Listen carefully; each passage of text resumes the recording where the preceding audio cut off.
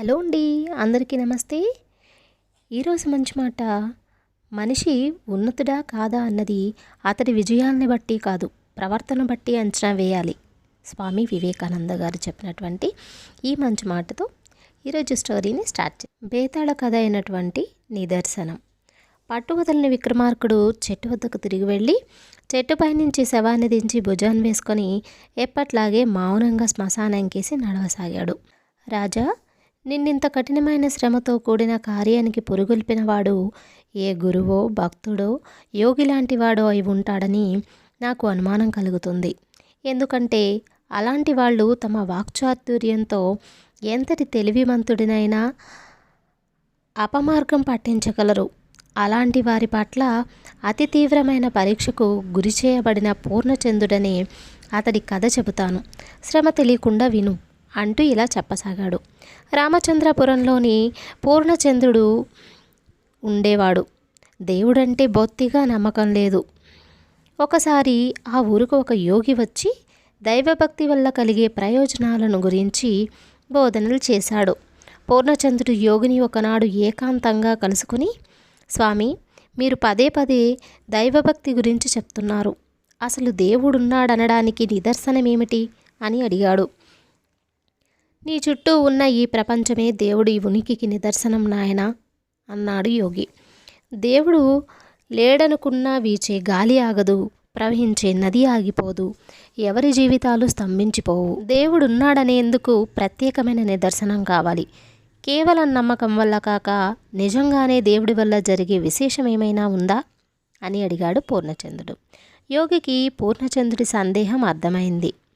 మందు రోగాన్ని నయం చేస్తుంది, అన్నం ఆకలిని తీరుస్తుంది, శాస్త్రం సృష్టి రహస్యాలను తెలుపుతుంది. ఇవన్నీ మనిషి స్వయం కృషితో తెలుసుకున్నవి. వీటికి మనిషి నమ్మకంతో ఏమాత్రం ప్రసక్తి లేదు.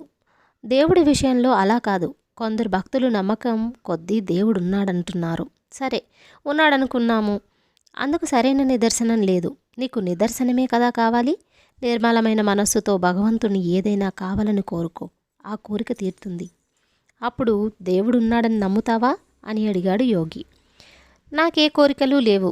ఏమైనా కోరికలుంటే భగవంతుణ్ణి అడగను, కష్టపడి సాధించుకుంటాను అన్నాడు పూర్ణచంద్రుడు. 1 సంవత్సరం తర్వాత తిరిగి నేను ఈ ఊరికి వస్తాను. నేను చెప్పినట్టు చేసి చూడు, నీకు నిదర్శనం కనబడుతుంది అన్నాడు యోగి. యోగి వెళ్ళిపోయినా పూర్ణచంద్రుడు ఆ మాటల గురించి పట్టించుకోలేదు. యోగి తనకు ఏ విషయమూ సరిగా చెప్పలేదనుకున్నాడు. ఇలా ఉండగా ఆ ఊళ్ళోని భాగ్యవంతుడికి జబ్బు చేసింది. ఎన్ని మందులకు ఆ వ్యాధి నయం కావడం లేదు. జాతక దోషం ఏమైనా ఉన్నదేమో అని ఆయన జాతక చక్రాన్ని పరీక్షించిన జ్యోతిష్కుడు ఈ జబ్బు మందులకు నయం కాదు. నాస్తికుడొకడు ఆలయ ప్రవేశం చేసి నిండు మనసుతో ఈయన వ్యాధిని నయం చేయమని కోరుకుంటే భగవంతుడు ఈ వ్యాధిని నయం చేస్తాడు అని చెప్పాడు. ఆ ఊరు మొత్తానికి పూర్ణచంద్రుడు ఒక్కడే నాస్తికుడు. ఆ విషయం అందరికీ తెలుసు. భాగ్యవంతుడి బంధువులు కొందరు పూర్ణచంద్రుడి ఇంటికి వెళ్ళి విషయం చెప్పి వేడుకున్నారు.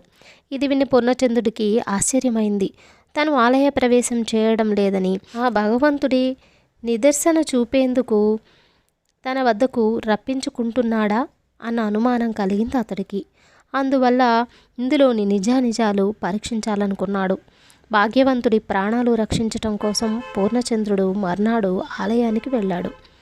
భగవంతుడి విగ్రహాన్ని శ్రద్ధగా చూసి నమ్మకం ఏర్పరచుకొని, నువ్వే ఈ జబ్బును తగ్గించాలి, కాపాడాలి అన్నాడు. మర్నాటి కల్లా భాగ్యవంతుడి జబ్బు చేత్తో తీసినట్టు మాయమైపోయింది. ఇందుకు పూర్ణచంద్రుడు చాలా ఆశ్చర్యపడ్డాడు. అయితే అతడికిప్పుడు ఇంకొక అనుమానం బాధిస్తుంది. ప్రార్థనలతో భగవంతుడు అందరికీ సుఖాన్ని ప్రసాదించగలిగితే ఈ ప్రపంచంలో ఇంకా ఇన్ని సమస్యలు ఎందుకుంటాయి? భాగ్యవంతుడి జబ్బు తగ్గడం దేవుడున్నాడనడానికి నిదర్శనం కాదని, అది కాకతాళీయంగా జరిగిన విశేషమైనని పూర్ణచంద్రుడు భావించాడు. కానీ అతడలా అని ఊరుకునేందుకు వీల్లేకపోయింది. పూర్ణచంద్రుడి ప్రార్థన భాగ్యవంతుడి జబ్బు నయం చేసిందని తెలిసి ఎక్కడెక్కడి వాళ్ళు ఆయన ఇంటికి రాసాగారు. వాళ్ళ సమస్యలు వింటూనే పూర్ణచంద్రుడికి మతిపోయినట్టయింది.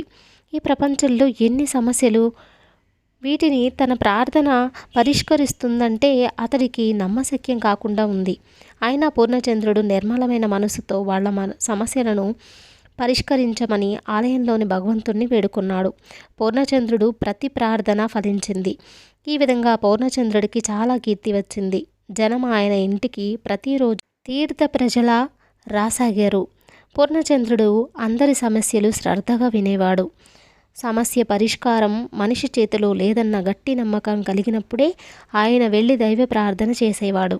మిగతా వారిని మందలించి పంపేస్తుండేవాడు. కొంతకాలం జరిగాక పూర్ణచంద్రుడి భార్యాభర్తను, మీరు దైవ ప్రార్థన చేసి ఎంతటి సమస్యలు పరిష్కరిస్తున్నారు, మీలో ఇంత శక్తి ఉన్నప్పుడు నా కోరిక ఎందుకు తీర్చరు అని అడిగింది. ఏమిటి నీ కోరిక అన్నాడు పూర్ణచంద్రుడు. మీరు ఈ దేశానికి రాజు కావాలి, నేను రాణి కావాలి అన్నది భార్య. ముందు పూర్ణచంద్రుడిది తగదు అనుకున్నాడు. కానీ దేవుడున్నాడనడానికి తిరుగులేని నిదర్శనం ఇప్పుడే లభిస్తుంది. అతడికి ఈ ఆలోచన తోచింది. అతడు వెంటనే ఆలయానికి వెళ్ళి, ఈనాటికి సరిగ్గా వారం రోజుల్లో నేను ఈ దేశానికి రాజును కావాలి. ఇప్పుడున్న రాజు కంటే చక్కగా నేను ప్రజాపాలన చేస్తాను, వాళ్ళ సమస్యలన్నీ పరిష్కరిస్తాను అని ప్రార్థించాడు. తర్వాత పూర్ణచంద్రుడు తను రాజు అయినట్టే భావించాడు. అయితే వారం రోజులు గడిచాయి. అతడి ప్రార్థన ఫలించలేదు. మీరు మరీ పెద్ద కోరిక కోరారేమో, పోనీ మన సంపద పెరగాలని కోరుకోండి అన్నది పూర్ణచంద్రుడి భార్య. పూర్ణచంద్రుడు అలాగే చేశాడు. అప్పుడు అతడి భార్య, మీరు ఇతరుల కోసం ప్రార్థనలు చేసి వాళ్ళ సమస్యలు పరిష్కరిస్తున్నారు కదా, అందుకు వాళ్ళ నుంచి ఏదైనా ప్రతిఫలం కోరండి. అలా వాళ్ళిచ్చే ప్రతిఫలంతో మన సంపద క్రమంగా పెరుగుతుంది అని సలహా ఇచ్చింది. పూర్ణచంద్రుడు అలాగే చేశాడు. అయితే ఆ క్షణం నుంచి అతడి ప్రార్థనలు ఫలించటం మానేశాయి. క్రమంగా అతడి దగ్గరకు వచ్చే వాళ్ళ సంఖ్య తగ్గిపోయింది. బేతాళుడి కథ చెప్పి, రాజా, ఆలయంలో పూర్ణచంద్రుడి వల్ల వచ్చిన మంచి ఫలితాలు కాకతాళీయంగా జరిగినవనే దాంట్లో సంశయానికి తావులేదు కదా. అలా కానప్పుడు అతడు దేశానికి రాజు కావాలని చేసిన ప్రార్థన ఫలించి ఉండాలి. కానీ అది ఫలించకపోగా ఆ తర్వాత అతడు చేసిన ప్రార్థనలేవి సత్ఫలితాలనివ్వలేదు. భగవంతుడున్నాడనేందుకు నిదర్శనం చూపగలనంటూ యోగి అతన్ని అపమార్గం పట్టించి మోసగించాడనే మాట నిజమా కాదా? ఇందుకు సమాధానం తెలిసి కూడా చెప్పకపోయావో నీ తల పగిలిపోతుంది అన్నాడు.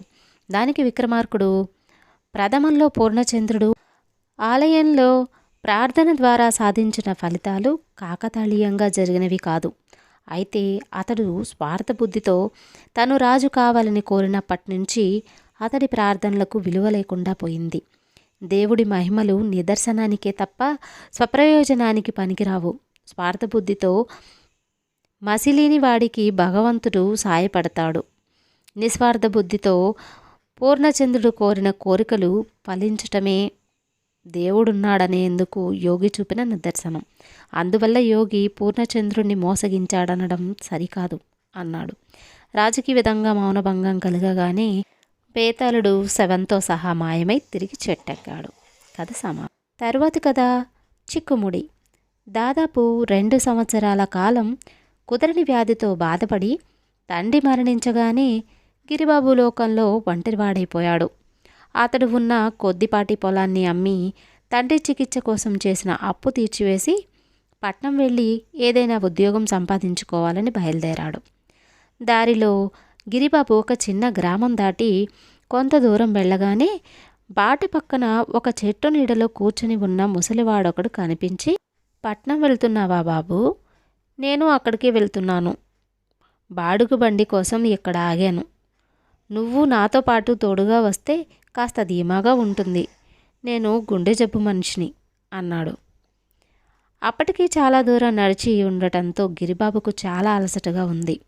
బాడుగ బండి అనగానే అతడికి కొంత ఉత్సాహం కలిగింది. అతడు ఏదో అనబోయేంతలో ముసలివాడు, మరోలా అనుకోకు బాబు, బాడుగ బండికి అయ్యే ఖర్చు నాదే. ఈ మధ్య గుండె జబ్బుతో పాటు ఇతరత్రా గొడవల వల్ల నాలో పిరికితనం పెరిగిపోతుంది. అందుకే నిన్ను కాస్త సాయంగా వెంట రమ్మంటున్నాను అన్నాడు. ఇంత చెప్పాలా తాత? ఇద్దరం కలిసే వెళ్దాం అన్నాడు గిరిబాబు. కొంతసేపటికి అటుగా ఒక బాడుగ బండి వచ్చింది. ముసలివాడు బండివాడితో బాడుగ సంగతి మాట్లాడి గిరిబాబుతో, ఏమీ అనుకోకు, ఈ పక్కన ఉన్న పెట్టెను కాస్త బండిలో పెట్టు బాబు, బరువులు ఎత్తవద్దని వైద్యులు చెప్పారు అన్నాడు. ఆ సమయంలో బండివాడు కొంచెం దూరంలో కనిపించిన పచ్చగడ్డి కోసి తన ఎద్దుకు వేసేందుకు వెళ్ళాడు. వాడు తిరిగి రాగానే గిరిబాబు పెట్టెను బండిలో పెట్టి ముసలివాడికి చేయి ఆసరా ఇచ్చి బండిలోకి ఎక్కించాడు. బండి పట్నం పొలిమేరలు సమీపించేసరికి సూర్యాస్తమయం వేళ కావస్తుంది. బండి పట్నం ప్రధాన వీధిలోకి రాగానే ఇద్దరు రక్షక భటులు బండిని ఆపి, ఎక్కడి నుంచి వస్తున్నారు? మీ వెంట ఉన్న సామాను సోదా చేయాలి అన్నాడు. ఆ మాటలు వింటూనే ముసలివాడు వెలవెలపోతూ, అయ్యా, నేను గుండె జబ్బు మనిషిని, వైద్యం కోసం పట్నం వచ్చాను, నన్ను త్వరగా వెళ్ళనివ్వండి అన్నాడు. మీ సామాను పరీక్షించడం పూర్తవగానే మీరు హాయిగా వెళ్ళొచ్చు అంటూ రక్షక భటులు బండిలో నుంచి పెట్టెను కిందికి దించి దానికి తాళం వేసి ఉండటం చూసి తాళపు చెవి ఇవ్వమని అతన్ని అడిగారు. ముసలివాడు వెంటనే, ఈ పెట్టె నాది కాదు బాబు, ఈ కుర్రాడిది అని ఆ జవాబుకు ఆశ్చర్యపోయి చూస్తున్న గిరిబాబును కోపంగా అలా గుడ్లు మెటకరించి చూస్తావేం, తాళం చెవి అడుగుతున్నాడు, ఇవ్వు అన్నాడు. తాళపు చెవి నా దగ్గర ఉండటం ఏంటి అన్నాడు గిరిబాబు మరింత ఆశ్చర్యపోతూ. నీ పెట్టె తాళం నీ దగ్గర కాక మరెక్కడుంటుంది అన్నాడు ముసలివాడు చిరాగ్గా. ఇంతలో బండివాడు, ఆ తాళపు చెవేదో వారికి త్వరగా ఇవ్వండి, నేను మిమ్మల్ని ఇక్కడ దించి తిరిగి వెళ్ళిపోవాలి అన్నాడు గిరిబాబుతో.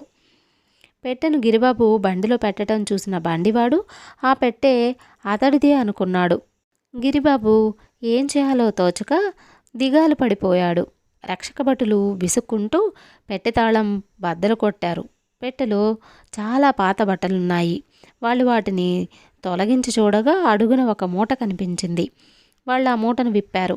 అందులో చాలా బంగారు నగలు కనిపించాయి.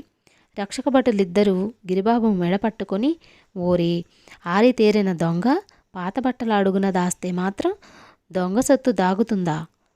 పోలవరం జమీందారు గారింటిని దోచిన గనుడివి నువ్వేనన్నమాట అన్నారు. గిరిబాబు వడవడా వణికిపోతూ, అయ్యా, నేను దొంగను కాను, ఈ పెట్టె నాది కాదు, ఈ ముసలాయనిది, నా మాట నమ్మండి అన్నాడు. ముసలివాడు రౌద్రంగా, ఎవడివిరా నువ్వు, నా మీద దొంగతనం మోపుతావా? నా వయసు చూసావా? మర్యాదగా మాట్లాడటం నేర్చుకో అన్నాడు. ఇదంతా చూసి రక్షక భటులు ఆ ముగ్గురితో, మీలో ఎవరు నిజం చెబుతున్నారో ఎవరు అబద్ధం చెబుతున్నారో తెలియడం లేదు, అందరూ ముందు కొత్వాలకు రండి అని వాళ్లను కొత్వాల దగ్గరికి తీసుకుపోయారు. కొత్వాలు బండివాణ్ణి బాగా ఎరుగుదు, అందువల్ల ఆయన వాణ్ణి వెళ్ళిపోమ్మన్నాడు. తర్వాత ముసలివాణ్ణి గిరిబాబును ప్రశ్నించగా వాళ్ళు పూర్వంలాగే పెట్టె మాది కాదంటే మాది కాదని జవాబు ఇవ్వసాగారు. ఆయన వాళ్ళిద్దరినీ కచేరీ గదుల్లోనే ఉంచమని రక్షక భటులకు చెప్పి, ముసలాడు గిరిబాబులతో, మీలో ఒకడు ఆరితేరిన గజదొంగ, రేపు ఉదయాన్నే ఆ సంగతి తేల్చుతాను అని ఇంటికి వెళ్ళిపోయాడు. ఆ రాత్రి కొత్వాలు భోజనం చేస్తూ ఏదో దీర్ఘంగా ఆలోచిస్తుండటం గమనించిన అతడి భార్య సంగతేమని అడిగింది. కొత్వాలు జరిగింది చెప్పి, ఇంతకాలంగా ఉద్యోగం చేస్తున్నాను, ఏనాడు నేర పరిశోధనలో ఇంత చిక్కుముడి ఎదురవ్వలేదు అన్నాడు. కొత్వాలు భార్య కొంచెంసేపు ఆలోచించి, ఇది ఏదో చిక్కుముడి అన్న భ్రమతో పెద్దగా ఆలోచిస్తూ చిక్కుల్లో పడ్డారు, ఇలా చెయ్యండి అని ఆ చేయవలసినదేమిటో భర్తకు చెప్పింది. వెంటనే కొత్వాలు మర్నాడు కచేరీకి వెళుతూనే గిరిబాబును పిలిచి, మా వాళ్ళు పొరపాటుపడి నిన్ను పట్టుకువచ్చారు, జమీందారు గారి ఇల్లు దోచిన దొంగ పట్టుబడినట్టు సమాచారం అందింది, నువ్వు వెళ్ళవచ్చు అని ముసలివాడి పెట్టెను గిరిబాబు చేతికి ఇవ్వబోయాడు. పెట్టెను చూస్తూనే గిరిబాబు భయపడిపోతూ, అయ్యా, ఇది నాది కాదు, ఆ ముసలాయనది, మనవి చేసుకున్నాను ముందుగానే మీకు, దీన్ని నాకిస్తారెందుకు అన్నాడు. బాడుగ బండివాడి సాక్ష్యం ప్రకారం కూడా ఇది నీదే, ఎవళ్ళ సొత్తు వాళ్లకు అందజేయటం మా విధి, ఇక వెళ్ళు అన్నాడు కొత్వాలు కరుకుగా. ముందు అక్కడి నుంచి బయటపడి తర్వాత ముసలివాడికి పెట్టెను ఇవ్వవచ్చుననుకుంటూ గిరిబాబు పెట్టెతో సహా అక్కడి నుంచి బయలుదేరాడు. గిరిబాబు అటు పోగానే కొత్వాలు ముసలివాడిని పిలిపించి, నిర్దోషులైన మిమ్మల్ని అనవసరంగా అనుమానించాం. మీరు ఆ కుర్రవాడు దొంగలు కాదని తెలిసింది. ఆ పెట్టెను కుర్రవాడికిచ్చి పంపేశాము. మీరు వెళ్ళవచ్చును అన్నాడు. పెట్టె తీసుకుని గిరిబాబు వెళ్ళిపోయాడని విని ముసలివాడు నిరాశపడిపోయాడు. ఎలా అయినా వాణ్ణి పట్టుకోవాలనుకుంటూ బయలుదేరాడు. అతడికి వీధి మలుపు తిరగగానే ఒక ఇంటి అరుగు మీద పెట్టెతో సహా కూర్చొని ఉన్న గిరిబాబు కనిపించాడు. ముసలివాడు చప్పున పోయి పెట్టెను తీసుకొని, ఒరే కుర్ర వెధవ, 10,000 ఖరీదు చేసే నగలు తేరగా దొరికాయి, పట్టుకుపోదామనుకుంటున్నావా అన్నాడు. గిరిబాబు ఏమీ తొణక్కుండా, నీ పెట్టె నీకు ఇచ్చిపోదామని ఇక్కడ కూర్చున్నాను. కొత్వాలు ఇందులో ఉన్నది దొంగ సొత్తు కాదన్నాడు. అయినా ఈ పెట్టె నాదని రక్షక భటులకు ఆయనకు ఎందుకు చెప్పావో నాకు అర్థం కావడం లేదు. ఇక ఎవరి దారి వారిది. ముందు నేనెక్కడైనా చిన్న ఉద్యోగం సంపాదించుకోవాలి అంటూ అరుగు మీది నుంచి కిందికి దిగాడు. అంతలో వెనుక నుంచి వస్తున్న కొత్వాలు ముసలివాడిని, గుండె జబ్బు తాతగారు, కాస్త ఆగండి. ఆ పెట్టెలో నగలు లేవు, ఉన్నవి పాత బట్టలు అని కేక వేసి ఆపి అతన్ని కొంచెం వెనుకగా వస్తున్న రక్షక భటులకు చూపుతూ, ఈ ముసలాడు గజ దొంగ. పెట్టెలో దొరికినవి వీడు జమీందారు గారింట తస్కరించిన నగలే. వీడిని ముందు ఖైదీలో పెట్టండి అని ఆజ్ఞాపించాడు. ఇది విని గిరిబాబు నిర్ఘంతపోయి, అసలు దొంగ దొరికాడన్నమాట. నేను నిర్దోషినని ఇప్పటికి తమకు పూర్తి నమ్మకం కలిగినందుకు సంతోషంగా ఉంది అన్నాడు. కొత్వాలు అతడి ముందుకు వచ్చి భుజం తట్టి, నీ నిర్దోషిత్వమే కాదు, నీ నిజాయితీ కూడా రుజువైంది. మా కచేరీలో ఉద్యోగం ఇస్తాను, ఇష్టమేనా అని అడిగాడు. అంతకన్నా కావాల్సిందేమున్నది? తమ దయ, చాలా కృతజ్ఞుణ్ణి అన్నాడు గిరిబాబు ఆనందంగా. కథ సమాప్తం. తరువాతి కథ పిల్లులతో పరీక్ష. శ్రీపురాన్నేలే విద్యాధరుడనే రాజుకు సుదర్శనుడు మంత్రి. శ్రీపురం చాలా చిన్న రాజ్యం. దాని పొరుగున సైనిక బలంతో పెద్దవైన కొన్ని రాజ్యాలుండేవి. అయినా మంత్రి సుదర్శనుడి కుశాగ్ర బుద్ధి, రాజతంత్రాల్లో నేర్పు వల్ల ఆ పెద్ద రాజ్యాలు శ్రీపురాన్ని ఆక్రమించేందుకు ఏనాడు ప్రయత్నించలేదు.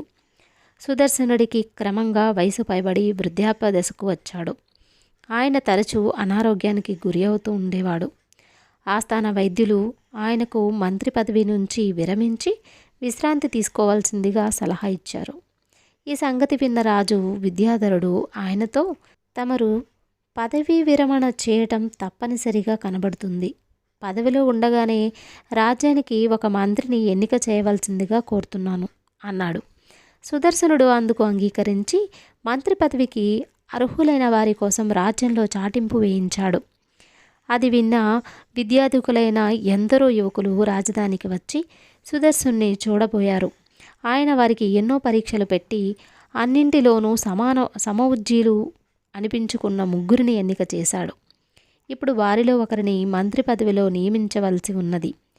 వినయుడు, చంద్రకాంతుడు, శ్రీధరుడు అన్న ఈ ముగ్గురు యువకులను సుదర్శనుడు రాజు సమక్షంలో సభలో ఉన్న వారందరికీ పరిచయం చేసి, సేవకుల ద్వారా ఒక్కొక్కరికి బాగా బక్కచిక్కిన ఒక్కో పిల్లిని ఇప్పించి, మీరు ఈ 3 నెలల కాలం ఈ పిల్లులను మీకు తోచిన విధంగా పెంచండి.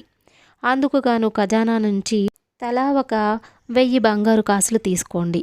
3 నెలల తర్వాత మీ పిల్లులతో ఇక్కడికి రండి అని చెప్పాడు. 3 నెలల తర్వాత వినయుడు, చంద్రకాంతుడు, శ్రీధరుడు తమ తమ పిల్లులతో సభకు వచ్చారు. వినయుడి పిల్లి చాలా బలిష్టంగా ఉంది. దానిని చూసి సభలో చాలామంది, ఇది పిల్ల లేక వయసుకు వస్తున్న పులి పిల్ల అన్నారు. ఈ శ్రీధరుడు పిల్లి ఆరోగ్యంగా, పుష్టిగా, కనులకింపుగా కలిగిస్తూ ఉన్నది. చంద్రకాంతుడి పిల్లి మాత్రం మరింత బక్కచిక్కిపోయి చావడానికి సిద్ధంగా ఉన్నట్లు కనబడుతుంది. సుదర్శనుడు ఈ ముగ్గురిని పిల్లులను పెంచిన తీరు చెప్పమని అడిగాడు. ముందుగా వినయుడు, మీరిచ్చిన డబ్బుతో పిల్లికి పాలు, వెన్నెలతో పాటు పంచభక్ష పరమాన్నాలు పెట్టాను. అందుకు ఖర్చవగా మిగిలిన 500 బంగారు కాసులు ఇవిగో తీసుకోండి అన్నాడు. తరువాత శ్రీధరుడు, పిల్లి ప్రధానంగా మాంసాహారి కదా, అందువల్ల దాన్ని బాగా ఎలుకలు ఉన్న నా మిత్రుడి ఇంట వదిలేసేవాణ్ణి. అయితే రోజూ దానికి కడుపు నిండుగా ఆహారం దొరక్కపోవచ్చునన్న సంశయంతో పొద్దుటిపూట పాలు పోసేవాణ్ణి. అందుకైనా ఖర్చు పోగా ఇవిగో మిగిలిన 900 బంగారు కాసులు అన్నాడు. చివరిగా చంద్రకాంతుడు, పిల్లికి ప్రత్యేకంగా నేనేమీ ఆహారం పెట్టలేదు. అది చేతనైనంతలో తన ఆహారం సంపాదించుకుంటూ ఉంది. పిల్లి లాంటి నిరుపయోగమైన జంతువు మీద డబ్బు ఖర్చు పెట్టడం వృధా. ఇవిగో మీరిచ్చిన 1000 బంగారు కాసులు. వీటితో ప్రజోపకారమైన పనులు చేయవచ్చు అన్నాడు. సభలో ఉన్న వారందరూ చంద్రకాంతుడు మంత్రిగా ఎన్నిక కాగలడని భావించారు. కానీ సుదర్శనుడు రాజుతో, సభికులతో శ్రీపురానికి మంత్రి కాగల అర్హతలున్నవాడు శ్రీధరుడు అన్నాడు.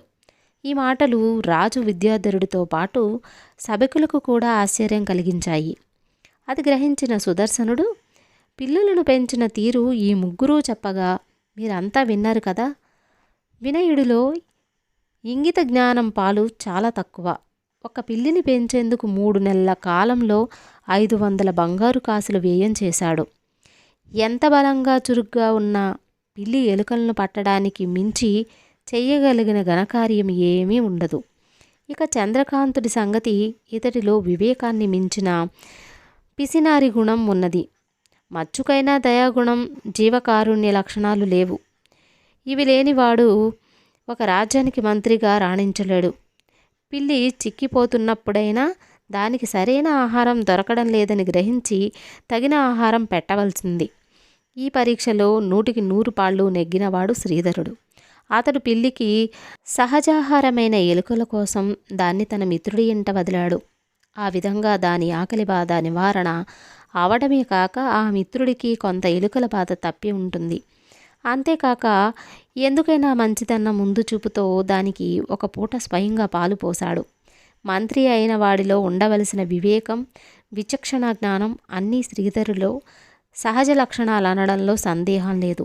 అందుకే అతన్ని మంత్రి పదవికి ఎన్నిక చేశాను అన్నాడు. ఈ వివరణ విన్న సభికులు తమ హర్షమోదాలు తెలుపుతూ పెద్దగా కరతాళ ధ్వనులు చేశారు. కథ సమాప్తం. తరువాతి కథ దక్కిన సొమ్ము. పరందామయ్య అనే ఒక సన్నకారు రైతు కూతురు వివాహం ఖర్చులకు గాను తనకున్న 2 ఎకరాల పొలం అమ్మి 10,000 రూపాయలు తెచ్చి ఇంట్లో దాచుకున్నాడు. అయితే అతడు డబ్బు దాచే సమయంలో దూరపు బంధువు ఒకడు అక్కడే ఉన్నాడు.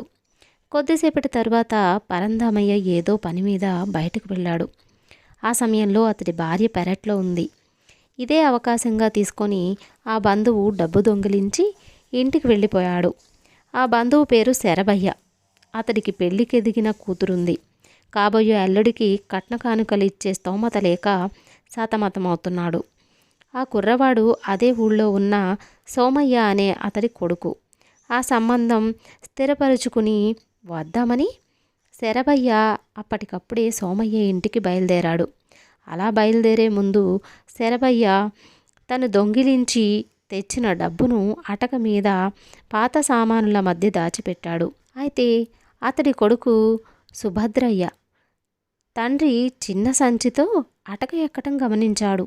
తండ్రి బయటికి పోగానే వాడు అటక ఎక్కి డబ్బు సంచి తీసుకున్నాడు. వాడికి ఊళ్ళో తనలాగే అల్లరి చిల్లరగా తిరిగే 4-5 మిత్రులున్నారు. వాడు డబ్బు సంచిని రొండిన దోపుకొని వాళ్ల ఇళ్లకు ప్రయాణమయ్యాడు.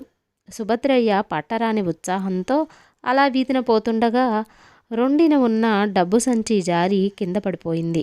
వాడదేం గమనించలేదు.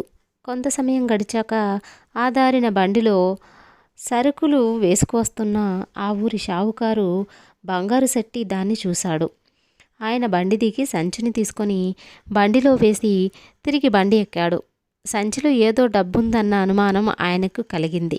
కానీ అక్కడే దాన్ని విప్పితే పోగొట్టుకున్న వాళ్ళు వెతుక్కుంటూ అటు వచ్చి చూస్తారేమో అన్న అనుమానం కలిగింది ఆయనకు. అయితే బంగారు శెట్టి దుకాణానికి వెళుతూనే బండిలో ఉన్న సరుకులు దుకాణంలో సర్దే హడావిడిలో ఆ సంచి మూట కాస్త మర్చిపోయాడు. కొంతసేపటికి గుర్తు వచ్చి దానికోసం వెతికితే సరుకుల బస్తాల మధ్య ఆ సంచి కనిపించలేదు. జరిగిందేమంటే సరుకులు సర్దుతున్న సమయంలో పనివాడికి ఆ సంచి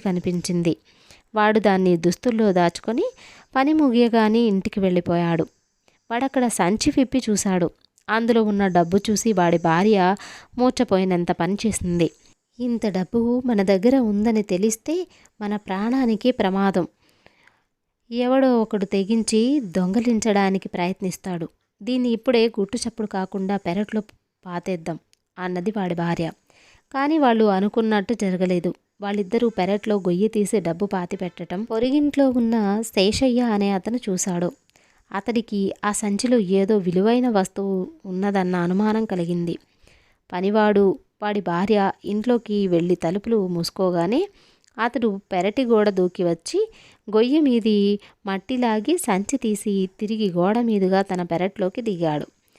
అది మంచి నడిరాత్రి సమయం. శేషయ్య ఇంటికి కన్నం వేయడానికి వచ్చిన దొంగ ఒకడు శేషయ్య చేసినదంతా చూశాడు. వాడికి శేషయ్య కూడా తనలాగే దొంగ అన్న అభిప్రాయం కలిగింది. దొంగ సొమ్ములో వాటా అడగాలనుకుంటూ వాడు శేషయ్యను సమీపించాడు. శేషయ్య వాడిని చూస్తూనే దొంగ అని అరవబోయి తన చేతిలో ఉన్నది దొంగ సొత్తని గుర్తు రాగానే దాన్ని అక్కడే జారవిడిచి ఇంట్లోకి పరిగెత్తాడు. దొంగ తన అదృష్టానికి మురిసిపోతూ సంచి తీసుకుని పరిగెత్తసాగాడు. అయితే వాడి దురదృష్టం కొద్దీ కొన్ని కుక్కలు అరుస్తూ వాడి వెంట పడ్డాయి. చుట్టుపక్కల ఇళ్లవాళ్ళు నిద్రలేచి పరిగెత్తుకు రాసాగారు. ఇది చూసి తను దొరికిపోతాననుకుని భయంతో దొంగ డబ్బు సంచిని రహదారి పక్కకు గిరాటు వేశాడు. ఆ ఊళ్ళోని సిద్ధాంత్కి తెల్లవారుజామునే కాలువకు వెళ్ళి స్నానం చేసి రావటం అలవాటు. ఆయన అలా స్నానం చేసి వస్తుండగా దారి పక్కన పడి ఉన్న డబ్బు సంచి కంటబడింది. సిద్ధాంతి దాన్ని తీసుకొని అందులో డబ్బున్నదని ఆనందపడుతూ ఇల్లు చేరే సమయానికి ఇంటి ముందు కొందరు గ్రామస్తులు కూర్చుని ఉండటం కనిపించింది. వాళ్ళు ఆయన చేత ఏదో పెళ్లి ముహూర్తం పెట్టించుకోవడానికి వచ్చినట్టు గమనించాడు. సిద్ధాంతి వాళ్లను చూస్తూనే తుండు చాటున డబ్బు సంచి దాచి ఇంట్లోకి వెళ్ళాడు. ఆయన దాన్ని ఉయ్యాల బల్ల మీద పెట్టి తన కోసం వచ్చిన వాళ్లతో మాట్లాడేందుకు బయటికి వచ్చాడు. సిద్ధాంతి భార్య బట్టలు ఉతకడానికి నీలాటి రేవుకు వెళుతూ మరికొన్ని బట్టలతో పాటు భర్త ఉయ్యాల బల్ల మీద పెట్టిన తుండుగుడ్డను కూడా బిందెలో వేసుకుంది. ఆమె తుండుగుడ్డలో చుట్టి ఉన్న డబ్బు సంచిని గమనించలేదు. సిద్ధాంతి భార్య నీలాటి రేవు చేరిన సమయంలో అక్కడ పరందామయ్య భార్య బట్టలు ఉతుకుతున్నది. ఇద్దరూ కబుర్లాడుతూ పని ముగించుకొని బట్టలను బిందెలో వేసుకొని ఇళ్లకు బయలుదేరారు. అయితే ఆ సమయంలో ఒక పొరపాటు జరిగిపోయింది. ఇద్దరు బిందెలు ఆ మధ్య సంతలో కొన్న ఒకే రకపువి కావటంతో ఒకరి బిందెనొకరు తీసుకోవటం జరిగింది. పరందామయ్య భార్య ఇంటికి వచ్చి ఉతికి తెచ్చిన బట్టలు ఆరవేస్తుండగా బిందె అడుగున ఆమెకు సంచి కనిపించింది. ఆమె సంచి ముడిని విప్పి చూసింది. లోపల రూపాయలు. ఆమె వాటిని చూసి ఆశ్చర్యపోతున్నంతలో పరందామయ్య అక్కడికి వచ్చి, ఏమేవ్, నిన్న సాయంత్రం చందుబాపెట్టెలో రూపాయల సంచి దాచాను, అది కనపడడం లేదు, నువ్వు గాని తీసావా అంటూ భార్య చేతిలోని డబ్బు సంచిని చూసి, ఇది నువ్వెందుకు తీశావు, దీనికోసం గంట నుంచి వెతుకుతున్నాను అని సంచి తీసుకున్నాడు. పరందామయ్య భార్యకు ఆ డబ్బు సంచి తన బిందులోకి ఎలా వచ్చిందో అర్థం కాలేదు. పొరపాటున తనే బట్టలతో పాటు దాన్ని తీసుకుపోయానేమో అనుకుని సమాధానపడింది. ఏది ఏమైనా చివరకు పోయిన సొమ్ము పరందామయ్యకు తిరిగి దక్కింది. ఆ కారణం వల్ల ఆయన కూతురు పెళ్ళి నిర్విఘ్నంగా జరిగిపోయింది. కథ సమాప్తం. తర్వాతి కథ అమ్మవారి నగలు. నాగవరంలో ఉన్న ఒక పురాతనమైన అమ్మవారి గుడికి శివయ్య పూజారి. ఆ గ్రామానికి పొరుగున ఉన్న కేశవపురం జమీందారు ఒకసారి జాతర వేడుకలలో అమ్మవారికి ముక్కు పుడక, కాసుల పేరు, వడ్డాణం లాంటి బంగారు నగలు చేయించి అలంకరించాడు. అప్పటినుంచి అమ్మవారి విగ్రహం మరింత చూడముచ్చటగా తయారైంది. ఈ బంగారు ఆభరణాలు ఎవరూ దోచుకుపోకుండా కాపాడవలసిన బాధ్యత పూజారి శివయ్యకు అప్పగించబడింది. శివయ్య భార్య రవణమ్మ పరమగెయ్యాలి. ఆమె కోరినవి వెంటనే తెచ్చి ఇవ్వకపోతే ఇక ఆ రోజు అతడికి భోజనం ఉండేది కాదు. అమ్మవారికి కొత్తగా నగల అలంకరణ జరిగాక రవణమ్మ దృష్టి ఆ నగల మీద పడింది. వాటిని ధరించాలన్న కోరిక రోజు రోజుకు ఎక్కువ కావడంతో ఆమె భర్తను ఆ నగలు తెమ్మని బలవంత పెట్టింది. భార్య కోరిక విని శివయ్య నిలువెల్లా చలించిపోయి, ఏమే, నీకేమన్నా పొయ్యే కాలం దగ్గర పడిందా? అమ్మవారి నగలను సామాన్య స్త్రీవైన నువ్వు ధరించటం మహాపాపం. అంతగా కావాలంటే అలాంటివే చేయిస్తాను, కాస్త ఓపిక పట్టు అన్నాడు. కానీ రవణమ్మ అందుకు ఒప్పుకోక, నువ్వు ఈ రాత్రికి నగలు తీసుకురాకపోతే రేపు సూర్యోదయం వేళకు మన పెరట్లో ఉన్న వేప చెట్టుకు ఊరేసుకు చేస్తాను అని భర్తను బెదిరించింది. భార్య అన్నంత పని చేస్తుందని భయపడి శివయ్య ఆ రాత్రి అమ్మవారి గుడికి వెళ్ళి అమ్మవారి విగ్రహం ముందు చేతులు జోడించి, అమ్మా, నా భార్య గయ్యాళితనం నీకు తెలియనిది కాదు కదా. దాన్ని మెల్లిగా బుజ్జగించి త్వరలోనే నీ నగలు నీకు అప్పచెబుతాను. క్షమించదగని పని చేస్తున్నప్పటికీ నన్ను క్షమించమని వేడుకుంటున్నాను అంటూ విగ్రహానికి ఉన్న నగలన్నీ తీసి మూటకట్టాడు. శివయ్య గుడి నుంచి బయలుదేరబోతుండే సమయంలో అమ్మవారికి సన్నిహితురాలైన మరొక దేవత ఆమెను చూడవచ్చి శివయ్య చేసిన పని గమనించింది. ఆమె అమ్మవారితో, నీ నగలు తీస్తుంటే ఏమీ పట్టనట్టు చూస్తూ ఊరుకున్నావేం? నగలు లేకపోతే నీ విగ్రహం కళ కోల్పోతుంది. వెంటనే పూజారికి బుద్ధి చెప్పు అని హెచ్చరించింది. దానికి అమ్మవారు చిన్నగా నవ్వి, ఈ శివయ్య నా భక్తుడు, నాకు ముందుగా క్షమాపణ చెప్పి వాటిని తిరిగి పట్టుకు వస్తానని మాట ఇచ్చాడు. ఇతడి భార్యకు 4 రోజుల వ్యవధి ఇస్తున్నాను. ఈ 4 రోజుల్లో నగలను తిరిగి ఆమె భర్తకు ఇవ్వకపోతే తల పగిలి చస్తుంది అన్నది. నగల మూటతో బయటికి వస్తున్న శివయ్యకు అమ్మవారు అన్న ఆఖరి మాట వినిపించింది. అతడు భయంతో వణుకుతూ అమ్మవారి విగ్రహం కేసి చూస్తూ నిలబడిపోయాడు.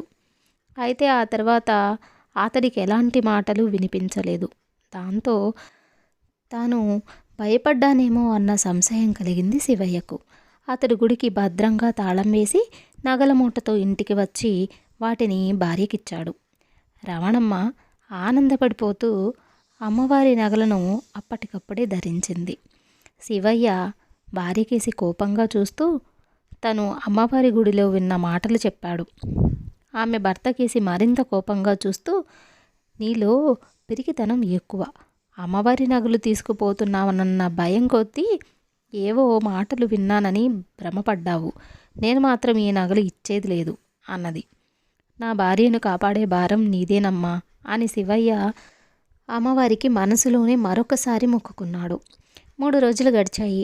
రవణమ్మ మాత్రం తన ఒంటి మీద నుంచి అమ్మవారి నగలు తీయలేదు. శివయ్యకు అమ్మవారి మాటల మీద గురి ఏర్పడి కంగారు పడిపోసాగాడు. ఆ రాత్రి రవణమ్మ నగలు తీయకుండానే నిద్రపోయింది. సరిగా అర్ధరాత్రి వేళ శివయ్య ఇంట ఒక దొంగ ప్రవేశించాడు. వాడు బాగా నిద్రమత్తులో ఉన్న రవణమ్మ ఒంటి మీద నగలన్నీ బహు చాకచక్యంగా తస్కరించాడు. తర్వాత వాడు ఆ నగల మూటతో అమ్మవారి గుడికేసి వెళ్ళాడు. దొంగ ప్రయత్నమేమంటే అమ్మవారి నగలు కూడా దొంగిలించాలని. కానీ వాడు గుడి ముందుకు వెళ్ళేసరికి గుడి తాళం బద్దలు కొట్టబడి తలుపులు బార్లాగా తెరిచి ఉన్నాయి. అది చూసి వాడు చాలా ఆశ్చర్యపడ్డాడు. తనకన్నా ముందే ఎవరో గుడిలో జొరపడ్డాడని గ్రహించి చేతిలో ఉన్న దుడ్డుకర్రను బలంగా గుప్పిట బిగించి గుడిలోకి వెళ్ళాడు.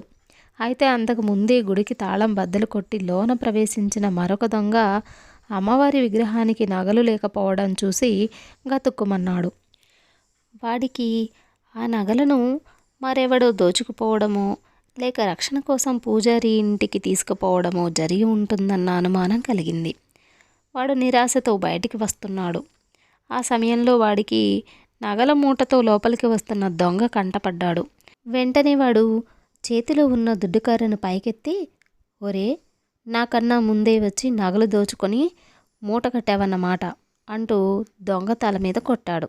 ఇలా జరుగుతుందని ముందే ఊహించిన రెండో దొంగ అదే క్షణంలో గుడి తాళం బద్దలు కొట్టిన దొంగ తల మీద దుడ్డుకర్రతో ఒక బాదుడు బాదాడు. దానితో ఇద్దరూ స్పృహ తప్పి కింద పడిపోయారు. తెల్లవారుజామున నిద్ర మేల్కువ వచ్చిన రవణమ్మ ఒంటి మీద నగలు లేకపోవడం తెలుసుకొని ఒక్క కేక పెట్టి భర్తను నిద్రలేపింది. శివయ్య బెంబేలు పడిపోతూ అమ్మవారి గుడికి పరిగెత్తాడు. అక్కడ పక్కన నగల మూటతో ఇద్దరు స్పృహ లేకుండా పడి ఉండటం చూసి సంగతి గ్రహించాడు. శివయ్య మూట విప్పి నగలు తీసి వాటిని అమ్మవారికి అలంకరిస్తుండగా అక్కడికి రమణమ్మ వచ్చింది. భార్యని చూసి శివయ్య, ఏమే, ఇప్పటికైనా అమ్మవారి మహత్యం అర్థమైందా? 4 రోజుల్లో నగలు తిరిగి ఇవ్వకపోతే నువ్వు తల పగిలి చేస్తావని అమ్మవారన్నది. ఆ మాటలు నేను విన్నాను, కానీ నువ్వు అదంతా నా భ్రమని కొట్టిపారేశావు అన్నాడు. రవణమ్మ అమ్మవారి విగ్రహం ముందు సాష్టాంగ నమస్కారం చేసి, అమ్మ, నేను మూర్ఖురాలిని. నీ భక్తుడైన నా భర్త కారణంగా నా అపరాధం క్షమించి నా ప్రాణాలు నిలబెట్టావు. ఈ క్షణం నుంచి నేను నీ భక్తురాలిని అన్నది. తర్వాత ఊరు కాపలా వాళ్ళు వచ్చి అప్పుడే స్పృహ వస్తున్న దొంగలిద్దరినీ న్యాయాధికారి దగ్గరకు లాక్కుపోయారు. ఇది జరిగాక రవణమ్మ తన గయ్యాళితనం మాని భర్త చెప్పినట్టు వింటూ అతడితో పాటు అమ్మవారికి సేవలు చేయసాగింది. కథ తరువాతి కథ చాణక్యుడి కథ. పూర్వం చణక అనే గ్రామంలో చణి అనే బ్రాహ్మణుడు ఉండేవాడు. ఆయన జైన మతావలంబి. ఆయన భార్య పేరు చాణేశ్వరి. వారికి ఒక కుమారుడు కలిగాడు. అతడే చాణక్యుడని ప్రసిద్ధికెక్కాడు. చాణక్యుడు అందరూ పిల్లల్లాగా కాక పుట్టడమే అన్ని పళ్లతోనూ పుట్టాడు. మునులు ఈ వింత వృత్తాంతం విని అలా పుట్టినవాడు రాజవుతాడన్నారు. తండ్రి ఐహిక చింత కన్నా పరతత్వ చింత హెచ్చుగా గలవాడు కావటం చేత తన కొడుకుకు ఇహభోగాలంతా మంచిది కాదని భావించి అతని పళ్ళు పీకించేశాడు. ఇలా జరగడం వల్ల చాణక్యుడు పరోక్షంగా రాజ్యపాలన చేస్తాడని మునులు మళ్ళీ జోస్యం చెప్పారు. చాణక్యుడు సమస్త శాస్త్రాలు చక్కగా చదువుకొని పెద్దవాడై ఒక పేద బ్రాహ్మణ కన్యను వివాహమాడాడు. ఒకసారి చాణక్యుడి భార్య తన తమ్ముడి వివాహ సందర్భంగా తన పుట్టింటికి వెళ్ళింది. అక్కడికి ఆమె యొక్క అక్క చెల్లెళ్ళు వచ్చారు. వారి భర్తలు ధనికులు కావడం చేత వారు గొప్ప స్థితిలో ఉండి ఆమె పేదరికాన్ని అవహేళన చేశారు. అవమాన పీడితురాలై ఇంటికి తిరిగి వచ్చిన భార్యను ప్రశ్నించి చాణక్యుడు జరిగిన సంగతి తెలిసి ధనార్జనకు బయలుదేరాడు. పాటలీపుత్రాన్ని ఏలే నందరాజు అర్హత గల బ్రాహ్మణులను ఘనంగా సత్కరిస్తాడని విని చాణక్యుడు పాటలీపుత్రం ఆస్థానానికి వెళ్ళి అక్కడ ఖాళీగా ఉన్న ఆసనాలలో పెద్దది చూసుకొని అందులో కూర్చున్నాడు. అది నందమహారాజు ఆసనం. కొంతసేపటికి నందరాజు ఆయన కొడుకు వచ్చారు. అక్కడ ఉండే పరిచారక చాణక్యుడికి మరొక ఆసనం చూపింది. అయినప్పటికీ చాణక్యుడు తాను కూర్చున్న ఆసనం నుంచి లేవకపోగా తన జలపాత్రను ఒక ఆసనం మీద, చేతి కర్ర మరొక ఆసనం మీద, తన తావళాన్ని ఇంకొక ఆసనం మీద, తన యజ్ఞోపవీతాన్ని మరొక ఆసనం మీద ఉంచాడు. పరిచారక ఈ ధూర్తత్వం సహించలేక చాణక్యుణ్ణి తన్ని ఆసనం మీద నుంచి లాగి బయటకు గెంటింది. చాణక్యుడు పట్టరాని కోపంతో నందరాజ్య నిర్మూలనం చేస్తానని ప్రతిజ్ఞ చేసి పాటలీపుత్రం విడిచి వెళ్ళిపోయాడు. మరొకరి ద్వారా రాజ్యపాలన చేసే యోగం తనకున్నదన్న సంగతి తెలుసు కనుక చాణక్యుడు తన ప్రతినిధిగా రాజుగా ఉండే వాడి కోసం అన్వేషించసాగాడు.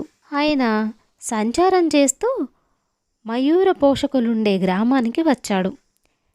ఈ మయూర పోషకులు రాజుగారి నెమళ్లను పోషిస్తారు.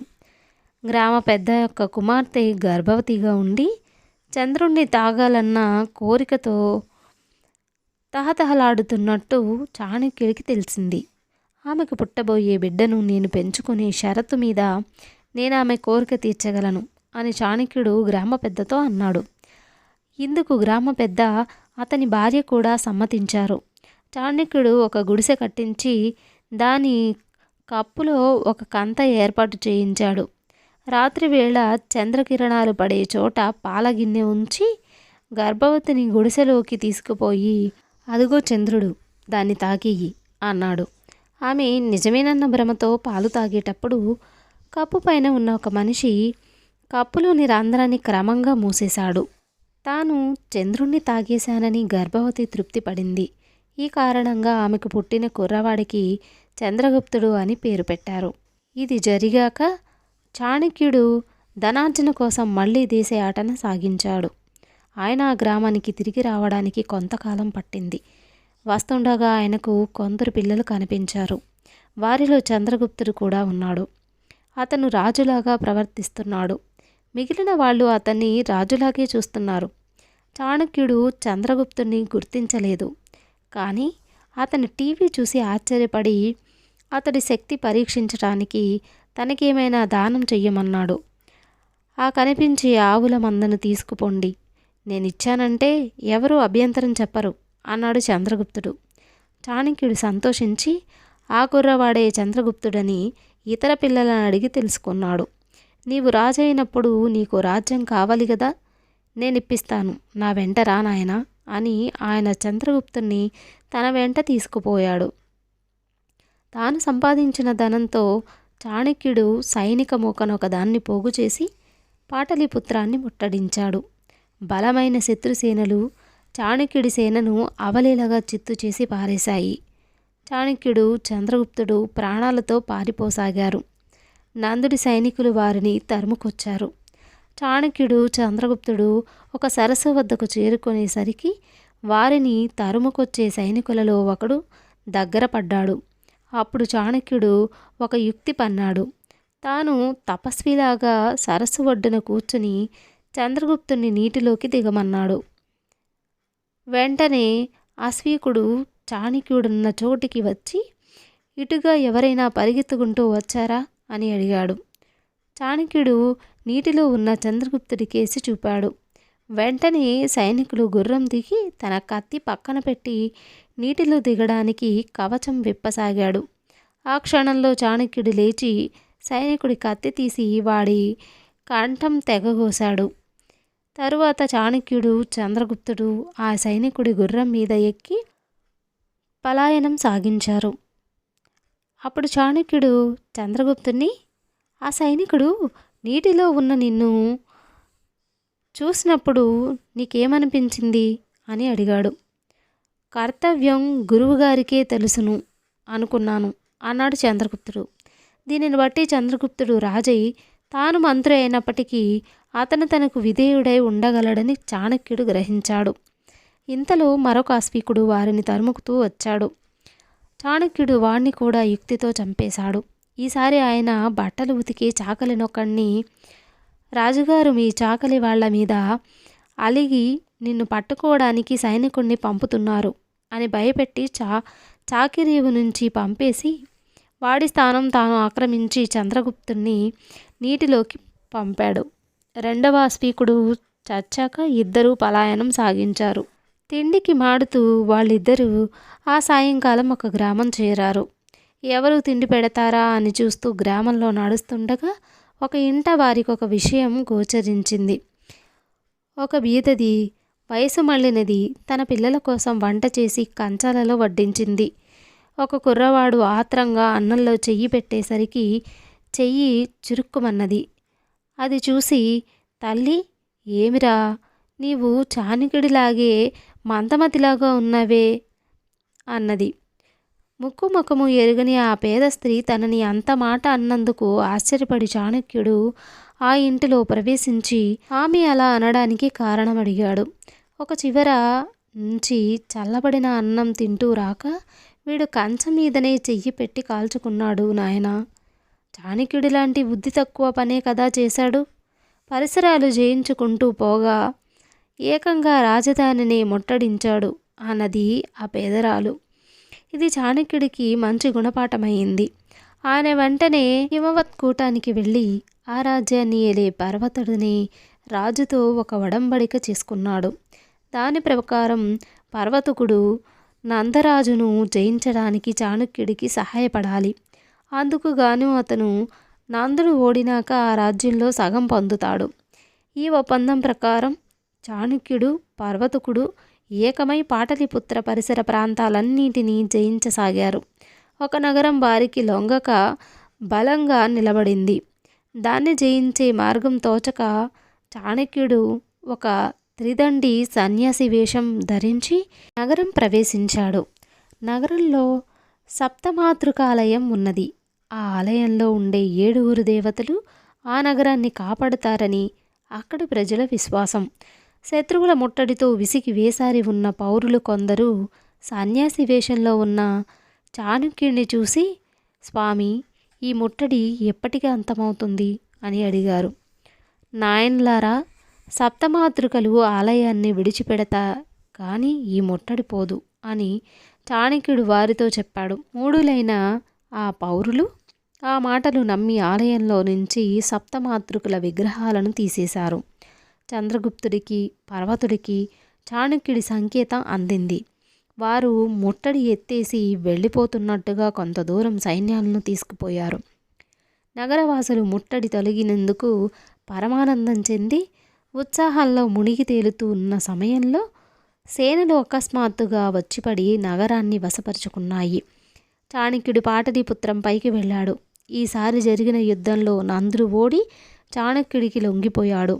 చాణక్యుడు నందుణ్ణి ప్రాణాలతో వదిలిపెడుతూ, నీవు దేశం విడిచి వెళ్ళు, ఒక్క రథంలో తీసుకుపోగలిగినంత సంపదను నీ వెంట తీసుకుపోవచ్చు అన్నాడు. ఆ ప్రకారమే నందుడు రథం మీద తన 2 భార్యలను, తన కుమార్తె అయిన దుర్ధరను ఎక్కించుకొని అమూల్యమైన నగలు అవి వెంట పెట్టుకొని బయలుదేరాడు. దారిలో వారికి చంద్రగుప్తుడు రథమెక్కి వస్తూ ఎదురయ్యాడు. చంద్రగుప్తుణ్ణి చూస్తూనే దుర్ధరకు గాఢమైన ప్రేమ పుట్టుకొచ్చింది. తన కుమార్తె మనోభావం గ్రహించి నందుడు ఆమెతో, అమ్మా, నీవు స్వయంవరం చేసుకోగోరితే నాకేం అభ్యంతరం లేదు అన్నాడు. తండ్రి ఈ మాట అనగానే దుర్ధర తన తండ్రి రథం నుంచి దిగి చంద్రగుప్తుడి రథం ఎక్కింది. ఆమె అలా ఎక్కుతుండగా చంద్రగుప్తుడి రథచక్రం యొక్క ఆకులు 9 పెళపెళా విరిగి, ఆ శకునం చూసి చంద్రగుప్తుడు దుర్ధరను నిరాకరించబోయాడు. కానీ చాణక్యుడు అతన్ని వారించి, నాయనా, ఇది మంచి శకునం. నీ వంశం వారు 9 తరాల పాటు రాజ్యమేలగలిగారని దీని అర్థం అన్నాడు. చాణక్య చంద్రగుప్తులు నందుడి రాజభవనం వశపరుచుకొని అందులోని సొత్తంతా సమంగా పంచుకున్నారు. ఆ భవనంలో ఒక దాసి ఉంది. ఈమెకు విషం అలవాటయింది. ఆ దాసిని తనకిమ్మని పర్వతకుడు అడిగాడు. చాణక్యుడు సమ్మతించాడు. అగ్ని సాక్షిగా పర్వతకుడు ఆమెను పెళ్లాడుతూ ఆమె చెయ్యి పట్టుకునేసరికి ఆమె చేతి చెమట ద్వారా విషం పర్వతకుడి శరీరంలోకి ప్రవేశించింది. అతను విరుచుకుపడిపోతూ వైద్యులను పిలవమన్నాడు. చంద్రగుప్తుడు వైద్యుల కోసం కబురు చేయబోతూ ఉంటే చాణక్యుడు అతన్ని వారించాడు. అర్ధరాజ్యం పొందవలసిన పర్వతకుడు కనీసం వైద్య సహాయం లేకుండానే ప్రాణాలు వదిలాడు. పైపెచ్చు పర్వతకుడి రాజ్యం కూడా చంద్రగుప్తుడిదే అయింది. నందుడి పరిపాలన అయితే అంతమైంది. కానీ నందుడి అనుచరులు రకరకాల అరాచక చర్యలు చేస్తూ పరిపాలనలో శాంతి లేకుండా చేశారు. వీరిని అదుపులో పెట్టగల మనస్తత్వం గల ఒక సాలెవాడు చాణక్యుడి కంటపడ్డాడు. ఈ సాలెవాడు తన ఇంట చెదలపుట్ట కనిపించిన చోటల్లా నిప్పు పెట్టడం ఆయన గమనించాడు. అరాచక చర్యలను చేసే వారందరినీ ఈ సాలెవాడు త్వరలోనే నిగ్రహించగలడు. చాణక్యుడికి వాడి యందు ఏర్పడిన విశ్వాసం రుజువైంది. చంద్రగుప్తుడికి రాజ్యం వచ్చింది, కానీ కోశంలో డబ్బు లేదు.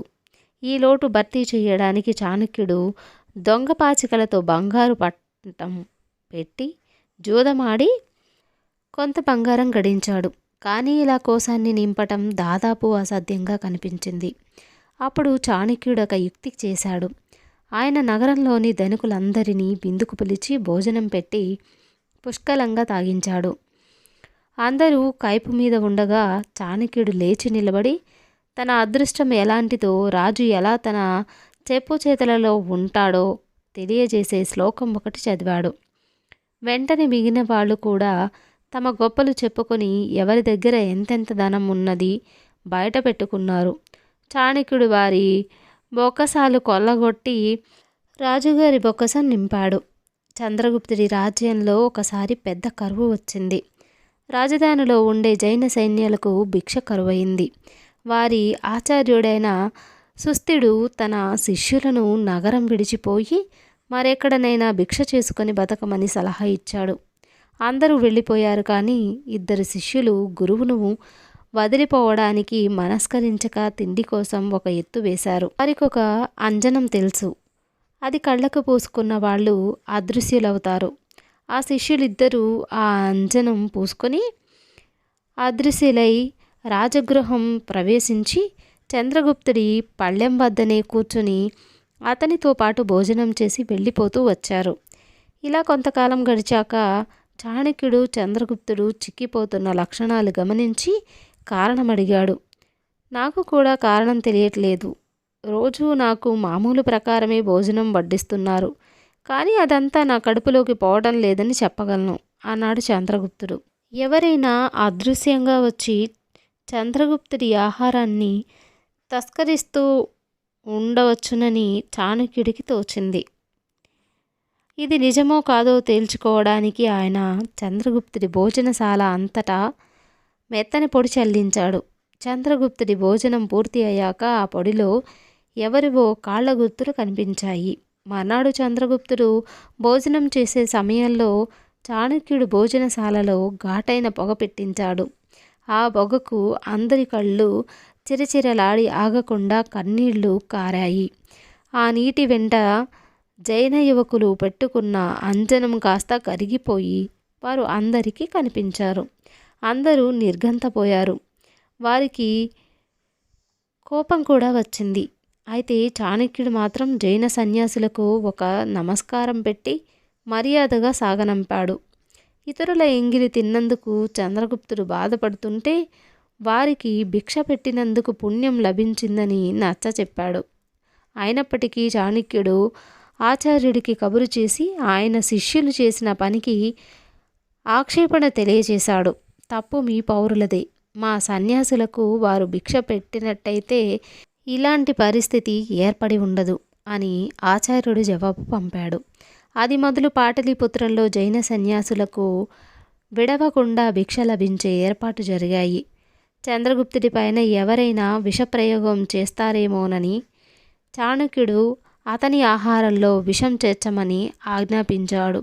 ఈ విషం మోతాదు క్రమంగా వృద్ధి అయ్యి చంద్రగుప్తుడిని ఏ విషము ఏమి చెయ్యలేని స్థితి ఏర్పడింది. ఈ సంగతి చంద్రగుప్తుడికి తెలియదు. దూర్ధర నిండు శూలాలుగా ఉండి ఒకనాడు చంద్రగుప్తుడి భోజనపు పళ్ళెం వద్ద కూర్చొని అతని ఆహారం కొంచెం తీసుకుని తిన్నది.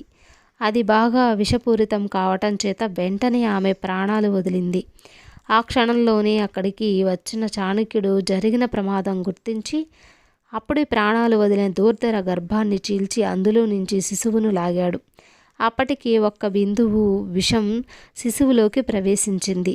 ఈ కారణం చేతని ఆ శిశువుకు బింబిసారుడు అనే పేరు పెట్టారు. చంద్రగుప్తుడు చనిపోయినాక చాణక్యుడు బిందుసారుడికి తానే స్వయంగా పట్టాభిషేకం చేశాడు. అయితే బిందుసారుడి కింద ఎంతో కాలం మంత్రిగా ఉండలేదు. చాణక్యుడు సుబంధుడనే వాణ్ణి చేరదీసి రాజకీయ తంత్రం నేర్పి తన అనుచరుడుగా ఉంచుకున్నాడు. ఈ సుబంధుడికి మంత్రిత్వ కాంక్ష పట్టుకున్నది. అతను బిందుసారుడితో చాణక్యుడి ఎంత ప్రమాదము నమ్మవద్దని, ఆయన బిందుసారుడి తల్లి గర్భాన్ని చీల్చినవాడని చెప్పాడు. బిందుసారుడు విచారించగా ఆ సంఘటన జరిగిన మాట నిజమేనని తెలిసింది.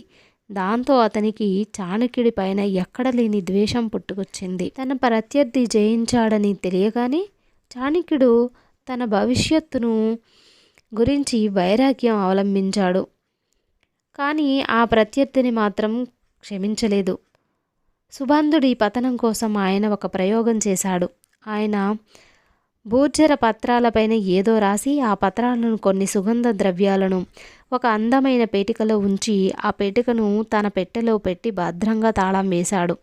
అనంతరం ఆయన తన యావదాస్తిని పేద సాధులకు దానం చేసి ఊరి బయట ఉండే చెత్తకుప్ప మీదికి వెళ్ళి ప్రాయోపవేశం చేశాడు. ఈ స్థితిలో బిందుసారుడికి చాణక్యుని గురించి వాస్తవం తెలియవచ్చింది. అతను ఎంతో పశ్చాత్తాపడి చాణక్యుడి వద్దకు వచ్చి మంత్రి పదవి నిర్వర్తించమని ప్రాధేయపడ్డాడు. కానీ చాణక్యుడు తన దీక్ష మానలేదు. బిందుసారుడు తిరిగి వచ్చి తన ఆగ్రహమంతా సుబంధుడి పైన వెళ్ళబోసుకున్నాడు. సుబంధుడు తాను నిర్దోషినని, చాణక్యుడి మనస్సును మారుస్తానని రాజుతో అన్నాడు. ఆ ప్రకారమే అతను చాణక్యుడి వద్దకు వెళ్ళి ఏదో అనునయ వ్యాఖ్యలు మాట్లాడుతూ నివురు కప్పిన నిప్పు కణిక ఒకటి చేత్తు కుప్పలో జారవిడిచాడు. దాంతో చెత్త కుప్ప అంటుకుని మండింది. చాణక్యుడు ఆ మంటల్లో బూడిదైపోయాడు. బిందుసారుడి అనుమతితో సుబంధుడు చాణక్యుడి ఇల్లు ప్రవేశించి ధనం కోసం ఇల్లంతా గాలించగా చాణక్యుడి పెట్టెలో ఉన్న పేటిక బయటపడింది. దాన్ని తెరవగానే గుప్పన సువాసన పైకి చిమ్మింది. తర్వాత అతనికి పాత్రలు కనిపించాయి. చాణక్యుడి ధనం గురించిన రహస్యాలు అందులో ఉంటాయనుకొని సుబంధుడు చదివి చూసి తెల్లబోయాడు. సన్యాసి జీవితం గడిపిన వారు ఈ సుగంధ వాసన చూస్తే చచ్చిపోతారని బోర్జర పత్రాలపై రాసి ఉన్నది. అది నిజమో కాదో తెలుసుకోవడానికి ఆ సుగంధాన్ని ఒక మనిషికి గట్టిగా వాసన చూపించాడు సుబంధుడు. వాడు విరుచుకు పడిపోయి చచ్చాడు. ఎన్ని విరుగుళ్ళు ప్రయోగించినా ఫలితం లేకపోయింది. తనకు అదే గతి పడుతుందనుకొని సుబంధుడు తన మంత్రిత్వానికి నీళ్లు వదిలి జైన గురువు వద్ద సన్యాసం పుచ్చుకున్నాడు. అది చిత్తశుద్ధితో పుచ్చుకున్న సన్యాసం కాదని బాగా ఎరిగి ఉన్న తోటి సన్యాసులందరూ అతన్ని చాలా హీనంగా చూశారు. చాణక్యుడిపై కుట్ర చేసిన ఫలితం సునందుడికి దక్కలేదు. చాణక్యుడు చచ్చి కూడా తన ప్రత్యర్థిని సాధించాడు. సమాప్తం. ఈ స్టోరీ కనుక మీకు నచ్చినట్లయితే ఒక లైక్ చేయండి. అలాగే మన ఛానల్ ఇంకా సబ్స్క్రైబ్ చేసుకోకపోతే తప్పకుండా సబ్స్క్రైబ్ చేసుకోండి. మరిన్ని ఇంట్రెస్టింగ్ స్టోరీస్ కోసం పక్కనే ఉన్న బెల్ ఐకాన్ని క్లిక్ చేయండి. Special thanks to my subscribers. Thank you so much.